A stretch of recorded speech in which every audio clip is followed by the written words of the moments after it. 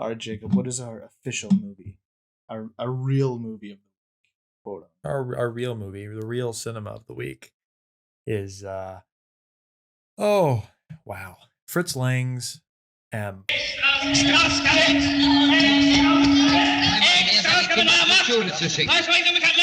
Aus bestimmten Anzeichen geht hervor, dass auch dieser neue Mord von demselben gespenstischen Unhold begangen wurde, dem bereits 8 Kinder unserer Stadt zum Opfer gefallen sind. Where to even begin with this film? Because it's Chandler and I have discussed this a bit beforehand, and how there's not going to be, we have the split take podcast, but there's no split take on this, I think. No, it's pretty great. Yeah, that's what I thought.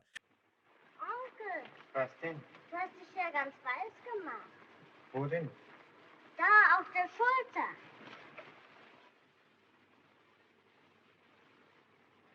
So it's a great movie. Fritz Lang was a German silent film German director. He made films like Metropolis, which is one of the like original sci-fi epics. Other films like Destiny and Dr. Moose the Gambler. He was a very prolific director in Germany.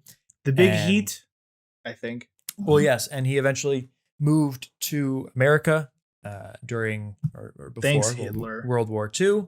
Yes, you can thank the Nazis for giving us Fritz Lang or Goebbels. There's some very interesting stories about Fritz Lang and the Nazis. I feel like that could be a movie. Fritz and the Nazis. Great, interesting guy. Very.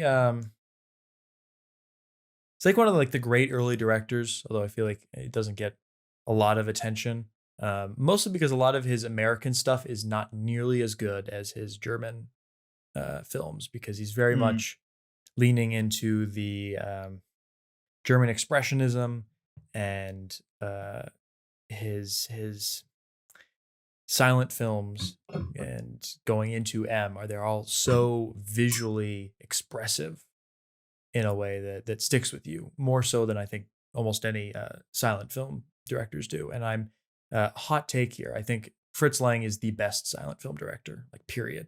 You can like other directors more. Obviously there's Buster Keaton and Charlie Chaplin, but in terms of what we know as cinema, with lighting and visual, visuals and storytelling and creating a world and being an auteur, I don't really know of anyone who has been as successful as him. And but also you have also not seen Sunrise. I have not. Yes. Well, I'm judging this based off of multiple films, and yeah, as far as I'm aware, F.W. Murnau, is that Sunrise? Yeah. Yeah, that's his big one. Did he do other ones? Nosferatu. Oh, Faust. No, nothing. Metropolis alone is just a masterclass, and I think I ironically I almost want to rope in M into this conversation about best silent film directors, because so much of it is played silently, and you can see. Yeah. I think one of the really great things about M is seeing Fritz's transition from silent to talkies, and this was his first film. It was after kind of a break. Sound pictures came into existence, and Fritz kind of I don't want to do that. And then eventually he found the story for M and made M. Wer ist der Mörder? Wie sieht aus? Wo verbirgt sich? Niemand kennt ihn. Und doch ist mitten unter uns. Jeden Tag erweitern wir das Fahndungsgebiet. Vielleicht doch noch irgendetwas Verwendbares zu finden, das uns der Lösung des Problems näher bringt. Okay, so I'm curious about the story for M. Do you know where it comes from? Because I know this person. I'm a very big true crime guy, and I know this guy is based on the Vampire of Dusseldorf, whatever his name is, who was a prolific serial killer in the Weimar era in Germany. I don't know if this specific story was adapted from a story based on that guy or based directly on that guy. I know it is based off of a real life criminal. It's not based off any kind of story or anything like that. Just based off of the exploits of a real life criminal. despite the fact that Fritz Lang denied that fact for most of his existence. But I think it's widely regarded as just like a tongue-in-cheek denial of influences on his part rather than an actual statement of fact. So M is it's such an interesting film, both on like a visual level, but also a historical level. And obviously we talked about this is like a transitional film from silent to sound. So there's you can talk a lot about that. But also to give some context, this was obviously made in 1931 and the rise of nationalism in Germany. This was Hitler hadn't quite come to power just yet, but with the Nazi Party had just started winning in the national elections a lot more. It was rising in popularity. So all of that, and then you have the Great Depression and all of the fallout in Germany after World War I. It was a society trying to rebuild itself in the worst of times, and a lot of that kind of dark pessimism infiltrates into M. And obviously there's been, given its proximity to the rise of the Nazis and World War II, there have been quite a few analyses over the years of how it predicts, or is kind of like prescient, is about the moral failings, perhaps more, of Germany that led to the Nazis. And there are some other interesting like lenses you can look at it. And the other interesting thing for me, lens while like watching it, is thinking about how all of the people in the film, from Fritz Lang to the actors to the people who were making it, were either 1, Nazis, 2, fled Germany, or 3, were killed. And it's almost like the big 3. It's there's this sense of foreboding that the film's narrative has, but then there's also like a foreboding just to like the knowledge of a German film from this era. And I'll mention it later, but I was able to find one of the key characters in the film was Jewish, and obviously died in the concentration camp. So that was interesting. And then one of them became a Nazi. If you watch the film, I won't tell you, but just ask yourself, which one of these people most looks like a Nazi? That's the one that ultimately becomes one, an actual one. This is interesting that, when so often these days you're like, oh, you're a Nazi, and you mean it facetiously, like you're not actually a Nazi, but these are actual Nazis. And then obviously Fritz Lang, who is very interesting. Last little tidbit. He was reportedly offered the job of being the head of the Nazi film industry by Joseph Goebbels. Yeah, that's on the. Did you watch the conversation with Fritz Lang? That's on the Criterion. I did not. No, he talks about it. He talks about it with William Friedkin. There have been lots of speculation and fact checking on that, and it is widely considered that Fritz Lang embellished his stories about fleeing the Nazis. And the way he tells it is, Goebbels invited him, offered him, and Fritz Lang was like, no, and left the country. And that was it. Like, it was like a hard break. When in fact, Fritz Lang was actually traveling back and forth for some time and didn't actually like leave Germany until a little later, when the Nazis were actually in power. But it is interesting that Fritz Lang had the opportunity to become the most important person in the German film industry and to work with the Nazis. And regardless of how he falsifies and embellishes on his stories about fleeing the Nazis, he ultimately did. And I find that just very interesting, just the way he talks about himself and then the actual, like, what actually happened. Oh, well, definitely watch that conversation then, because he goes very in depth about his meeting with Goebbels and his attempts to flee. Oh yeah, he's a really interesting guy. He's in Jean-Luc Godard's Contempt, like as an actor. He's in that. Yeah. playing a director. Anyway. So M is a serial killer film. It is there's a child murderer, and everyone is trying to find the child murderer.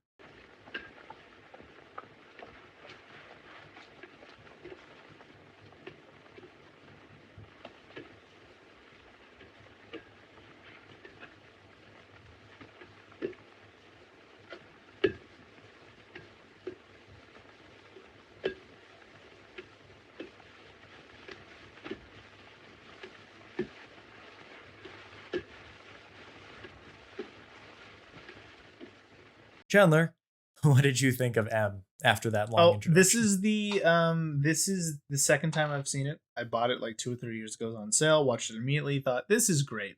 At the time, I was a little turned off by things that aren't necessarily the film's fault. That being the sound. There's long beats of this movie, long breaks without sound, no room tone. But over time, I realized that's just a transitionary thing. Whatever, don't care. Well, actually, it's interesting about that. I'm just gonna. I love Fritz Lang. Obviously, you can tell. Lang being like one of the early, like he was just exploring sound, as everyone was during that time. Believed that didn't believe in room tone. It wasn't like a sound was new and they didn't understand room tone. They understood it to a certain degree. He didn't believe in room tone because he thought when you're having a conversation with someone, you don't notice the room tone. You don't notice the air conditioning and stuff like that. You're more in like the subjective experience, and there's a lot of use of the subjective sound experience. In his he was wrong, but I'm glad he. No, you definitely notice when there's no sound. I don't think there's a single moment in this film where I was like, "Oh, that could really use some background noise." There's some where I was like, "Oh, if it was later, maybe I would care more." But since it's in this time period.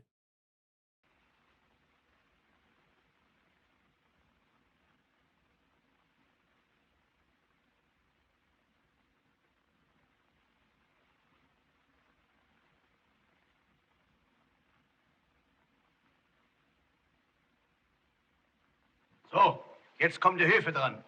I'm saying in general, he is wrong. Room tone, I feel there's a reason it's a standard. In general, yes. Yes. But again, that doesn't bother me. It's like whatever. It's something that just happened. Whatever. Don't care. But yeah, I'm a big fan of, like I said, big true crime fan. I love serial killer movies. This is one of the best because I find its structure very interesting. The only character in this movie to me is the serial killer, is Peter Lorre. Aside from the guy who gets kidnapped at the end by the law or whatever, he gets a little bit more. And even to the extent that Peter Lorre isn't really he's a character. I think there are characters in the film, and some that stick out more than others. Some that have reoccurring. The police detective is in multiple scenes. The head of the crime organization is in multiple scenes. There are characters, but it is probably one of the best examples I can think of a movie that does not have a main character at all. Yeah. It's not even like an ensemble, like the traditional like ensemble piece where like you're focusing on multiple characters, like Nashville. It's not even like that. It's just it's telling the story using any possible person or place that could be utilized. Doesn't matter if, they're connected or the same person. It's not trying to conform it to just one person's story. It's all story and plot. And every character is just there to service the story and plot. And usually that kind of thing sounds bad. Yeah, it's the quintessential "we live in a society" film. Immer muss ich durch Straßen gehen und immer spüre ich, da ist einer hinter mir her. Das bin ich selber und verfolgt mich. Ja, manchmal ist mir, als ob ich selber hinter mir herliefe. Ich will von mir selber davonlaufen, aber ich kann nicht. Yes, because the murders have ripple effects, and we see those ripple effects from the sort of the mothers who are paranoid about their kids, the kids who are jokingly singing songs about this murderer, the police chiefs who are struggling to find them, and then the mobsters who don't like the crackdowns that police are having to find this guy, so they take it in their own hands. And what really makes like a solid serial killer movie to me, not even just a serial killer movie, but a crime movie in general, is the process. High and Low is like one of the best examples of this. What they, just those long scenes of all those police officers in a conference room utilizing evidence to craft theories and investigating those theories. The stuff that they do in this movie is great. I love them coming to the conclusion that those notes were written on a wooden table, and then them like going to different houses of the suspects that match their profile, looking for wooden tables and stuff like that. And there's also, again, speaking like on Rafifi, there's like an extended quote unquote heist sequence in this movie. Äußerste Vorsicht mit dem Lichtschein. Und soll ich so trampeln wie die Büffel, lass ich Ihnen sagen. Where the mobsters are trying to get Peter Lorre out of the office building. That I think is really interesting heist too. That like they're looking for a person, and there's like little mini heists going on. There's almost like there's a Rafifi-esque one where they're tunneling through the ceiling. Mm-hmm. One guy into the bank area to look for him. So, ab dafür.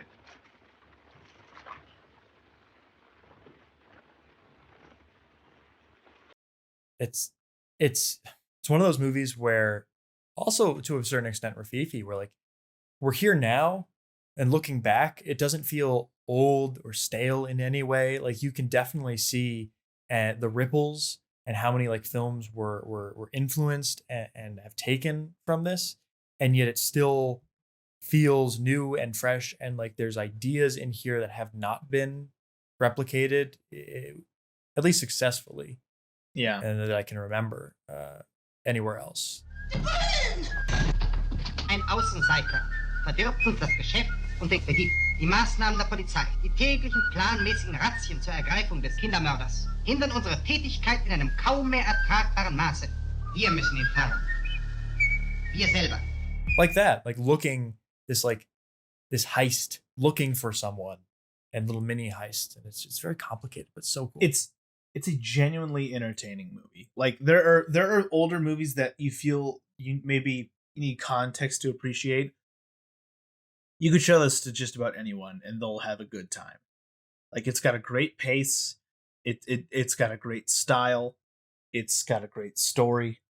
It never one stops. Of the things that I noticed this time around that like really helped with the pacing was that there's almost like a chase element to it, or a competition element to it, where you have the cops who are looking for the criminal, and then suddenly you have then the criminals who are also start looking for the criminal, and they're technically on the same side, like they're both going after the same goal, but they're trying to do it first. Mm-hmm. And just like the back and forth of that, like who is closer, and each one like approaches the task differently than the other. And I felt that was like really like the driving momentum of the film that like helped it, like cutting back and forth between those two conflicting stories of like trying to get Peter Lorre as the goal. And I will say this too, it is a based movie. It was interesting. I while watching the commentary, I was surprised to hear that this was Fritz Lang was not in his leftist phase yet when he made this film, which was surprising to me, because I think there's a lot of it has a lot of interesting themes and repetition and visuals about like consumerism, and there's almost like this link between murder and the consumerism of how like there's all these storefronts, and often like Peter Lorre is reflected and is like buying things for the little girls that he's murdering. And there's other stuff. There's like an obsession with labor in the film. It's always like focusing on what people are doing. And some of the most interesting shots was just watching the people working, like the criminals. They have like this meeting, and there's just the scene where they're all talking, and one of them's like taking out all these pocket watches that presumably stole, and we just watch him go through and take inventory.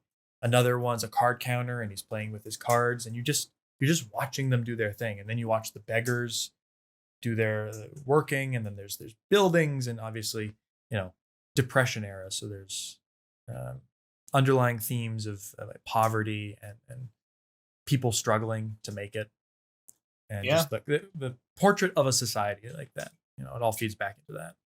But what really gets me though is the ending scene, Peter Lorre's kangaroo court, basically, with all of the mobsters for some reason putting on a trial, even though they all know he's guilty. But that defense lawyer that they get, who sort of reluctantly takes on the role of being the defense lawyer, but who, after hearing Peter Lorre like explain himself, like the movie does make it an effort to like theorize to say that this is not an evil person who is built in a vacuum. Like, he is a reflection of what's going on in the world. His issues are effects of society. We truly live in a society, that sort of thing. And it's the kind of like empathy that you rarely see now for people like this. And this is almost 100 years ago. Hat behauptet, die Tatsache, dass mein Klient unter einem Zwang handle, spreche ihm das Todesurteil.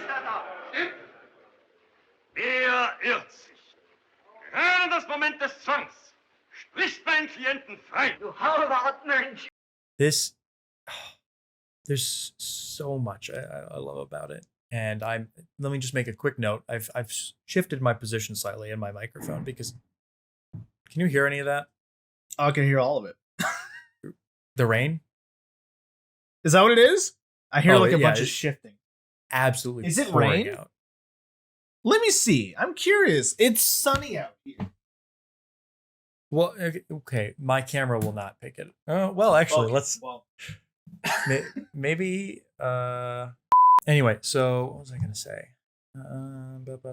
Yes. So it is still very relevant. You can watch the movie and find bits and pieces of like modern day dialogue and discussion, and like the obviously like the main theme of the film about like the mob mentality of society, and like how society deals with like the trauma of a murderer and responds to that in ways that make them immoral even by like their own standards, and do things that are out of the normal set of things.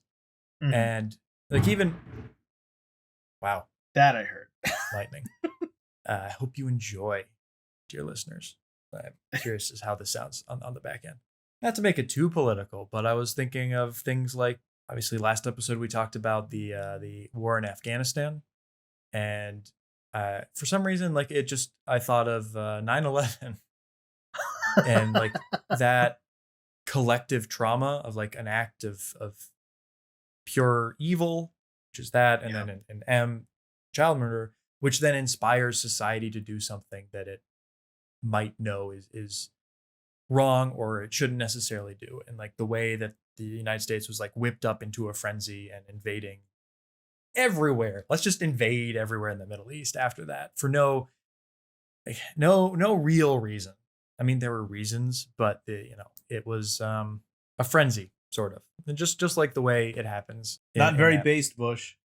No, but other stuff, like the film does show a lot of like World War I vets and who are homeless and who are kind of like rejected by society. And I feel like we still have not figured that out. We still kind of treat the government sends people off to war still and treats them like shit afterwards.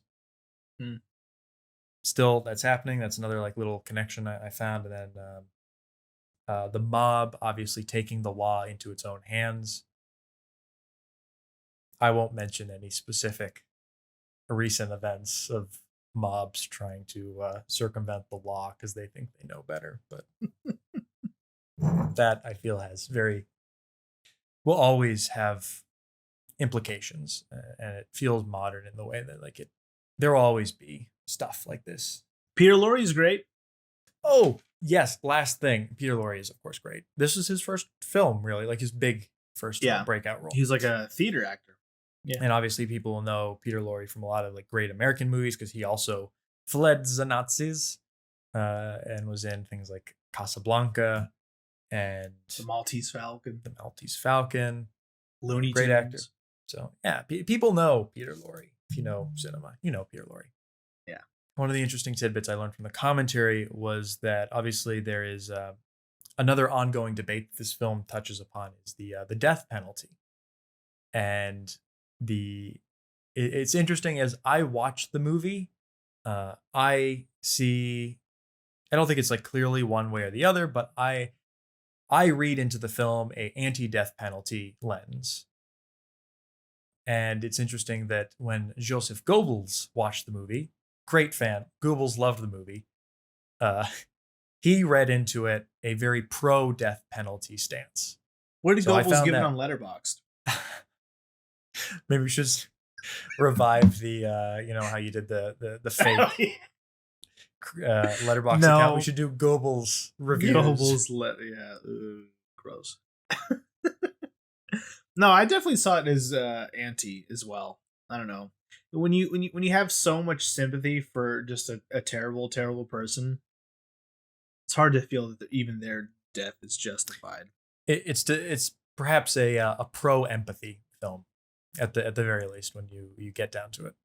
It is pro empathy. It is not pro murderer, because I've read some reviews thinking that people thought that they were too light on Peter Lorre, but at the same time, you do get the scene where the mothers are confronting Peter Lorre, where you're like, okay, they're still not letting you forget the trauma and the pain behind these actions, but they're not necessarily willing to just, write him off as one bad egg. Der Staat hat dafür zu sorgen, dass dieser Mensch unschädlich gemacht wird, dass aufhört, für seine Mitmenschen eine Gefahr zu sein. Du hast keine Kinder gehabt, nicht? Na also, da hast du auch noch Kind verloren. It shows a respect for the audience that the film doesn't need to go out of its way to say, oh, child murder bad. Yeah. And it can have a nuanced discussion about the implications of that and how society needs to deal with it in a rational manner and with empathy for everyone involved. This has been a very interesting time to watch this, because as I watched it, I've also been reading and watching again. Oh yeah, they mentioned Berlin Alexanderplatz on the commentary. Also recommend the commentary, by the way, very much. Yeah, it's because this film takes place same time, same place, Weimar era Germany as it starts to succumb to Nazis. It's just interesting double pairing. Just this time and place in Germany, it has been on my mind, and this is a nice film to jump into. But yeah, great movie. So I'll ask, of course, the usual question and let that lead into our final thoughts on the film. Chandler, do you think it deserves to be on the Sight and Sound BFI list? Yeah, I even say bump it up, get it higher. Come on. I think this is one of those movies where it's like it's the sweet spot of historical, of pushing the aesthetic medium of cinema, and it's also really fucking good. It's very, very so good. I love M. I've always loved it, but this time in particular, I just found myself so engrossed in my TV here at home that I just haven't been in such a while. I'm often just kind of bouncing back and forth between my phone, just out of habit, more so often. Even if I'm into the movie, even if I'm watching a movie I like, it just is a habit. I need to pick up my phone because sometimes I'll be like, oh, I just had a thought. I want to look up who is this actor or whatever. But I never got that impulse. I just was glued in. It was so interesting. And this is another movie. It was if you are looking to get into black and white or foreign cinema, this is cannot recommend it enough.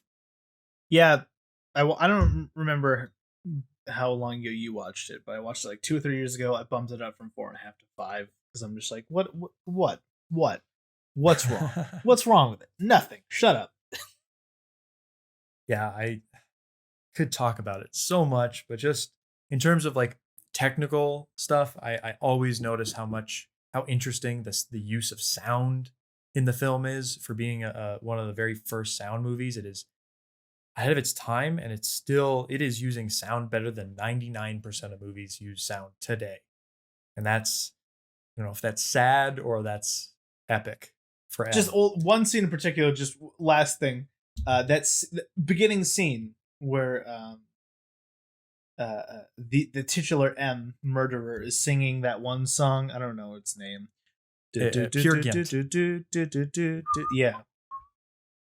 And it's just a great little thing because the blind balloon keeper recognizes him by the whistle. And it's just, not only is it using sound, but it's imploring the sound into, using it as a filmmaking tool.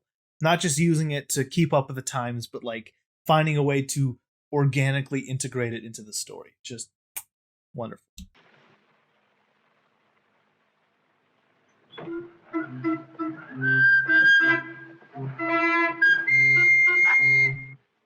Yeah, the blind beggar with the balloon is the one cast member I could pin down as having died in the Holocaust. You're saying he didn't reprise his role 10 years later in The Third Man? No. You can also see like German expressionism still very much in this film, the use of shadows and visually the editing. There's not a single part of cinema that I don't think that this movie doesn't just knock out of the park, and in such inventive ways. And like the long shots, there are some shots in here that are just really, really well executed. There's so much more, but I'd just be gushing about like the individual details. Like, oh, did you notice this? Or did you notice that? Love it. It's going on. I haven't put it on there yet, but it's going to go back on my favorite movies list. Wonderful. Very based. I'll probably put it somewhere. I need to make an updated version. I have enough 5 stars now that I could probably make 100 movies.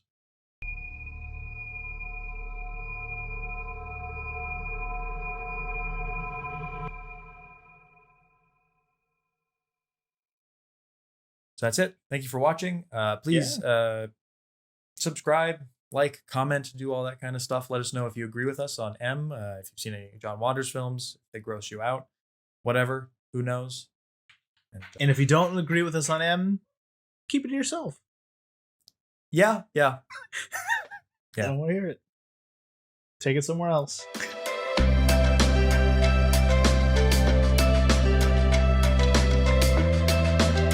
Gremlins 2. Finally, I just keep remembering little tidbits about M. The whistling in the film. Peter Lorre couldn't whistle, so that's Fritz Lang whistling. Wow. It's also the hand where they draw the M on. That's Fritz Lang's hand.